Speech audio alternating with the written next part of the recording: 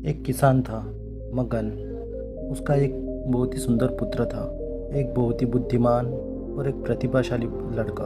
उसकी हंसी ठिठोलियों, प्यारी प्यारी बातों, नटखट हरकतों और बुद्धिमानी भरे कामों से पूरा गांव प्रभावित था। पूरा गांव उस लड़के से बहुत प्यार करता था। मगन भी अपने बच्चों को बहुत चाहता था, लेकिन एक दिन अकस्मात किसी बीमारी के कारण उसकी मौत हो गई। बहुत छोटी उम्र थी उस बालक की, यही कोई 8-10 साल का रहा होगा। उस बालक की अकाल मौत के कारण से पूरा गांव भौचक्का रह गया।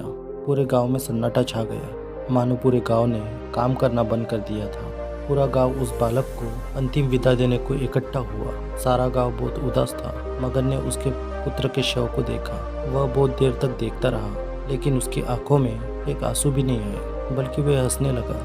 लोगों को विश्वास नहीं हो रहा था। उन्होंने पूछा, क्या तुम पागल हो गए हो? लगता है तुम्हें बहुत बड़ा सदमा लगा है। उसने कहा, यह कोई सदमा नहीं है, मैं बहुत दुखी हूँ। मेरी पीड़ा की कोई सीमा नहीं है। ये मेरा एकलौता बेटा था, मैं इससे बहुत प्यार करता था। मैं बहुत दुखी हुआ, लेकिन मुझे फिर याद आया, जब यह बच्चा नहीं था तब मैं पूरी तरह से खुश था। मैं अकेला था, यह बालक मेरे साथ नहीं था और इसका कोई मोह भी नहीं था। जब यह सालों पहले मेरे पास नहीं था तब इसे मैंने कभी याद भी नहीं किया। अब वह फिर से चला गया, वह फिर से मेरे पास नहीं है। मैं अभी पहले वाली स्थिति में आ चुका हूँ, मानो जैसे किसी ने मेरा एक सपना पूरा कर दिया हो। पिता बनने का जिसने मुझे दिया उसने वापस ले लिया। मैं कौन होता हूँ कहने वाला कि उसने अच्छा नहीं किया। लोगों ने पूछा, लेकिन तुम हंस क्यों रहे हो?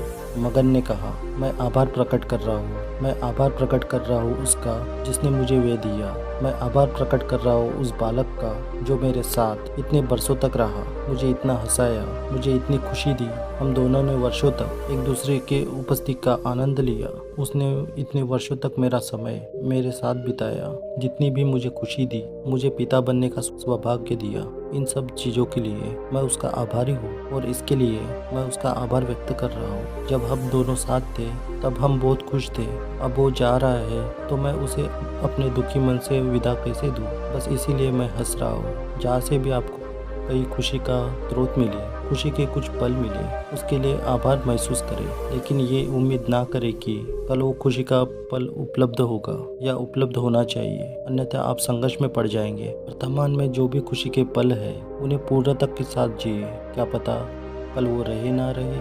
सदगुरु ओशो भी कहते हैं, सबके प्रति कृतज्ञ रहिए, अपने मन में सबका आभार प्रकट करें कि जब चाहे आपके कोई मित्र हो, आपके दुश्मन, अच्छे दिन या बुरे दिन। क्योंकि यदि आपके दोस्तों या आपके अच्छे दिनों ने आपको सहायता या खुशी दी है, तो आपके दुश्मनों और बुरे दिनों ने आपको मजबूत बनाया है। इस दुनिया में ऐसा कुछ भी नहीं है जिसका हम आभार प्रकट नहीं कर सके, क्योंकि हर एक घटना जो कि हमारे आसपास हो रही है उसने हमें और हमारे व्यक्तिमत्व को बनाने के लिए एक महत्वपूर्ण योगदान दिया है। आजकल हम देख रहे हैं कि लोगों के पास जो है वो उसके लिए शुक्रगुजार नहीं है, बल्कि वे किसी के पीछे अंधे होकर भाग रहे हैं जो उनके पास नहीं है। जबकि लोगों को चाहिए जो उनके पास है तो उसके पहले भगवान का धन्यवाद अदा करें, फिर जो नहीं है तो उसके लिए शांत चित्त, उसके लिए सकारात्मक सोच के लिए प्रयास करें। आप एक बार जो भी आपके पास है रोज उसके लिए ईश्वर का आभार प्रकट करना शुरू कर दीजिए। आप देखेंगे कि आपके जीवन में चमत्कार होनी शुरू हो चुकी है और यह एकदम सत्य है।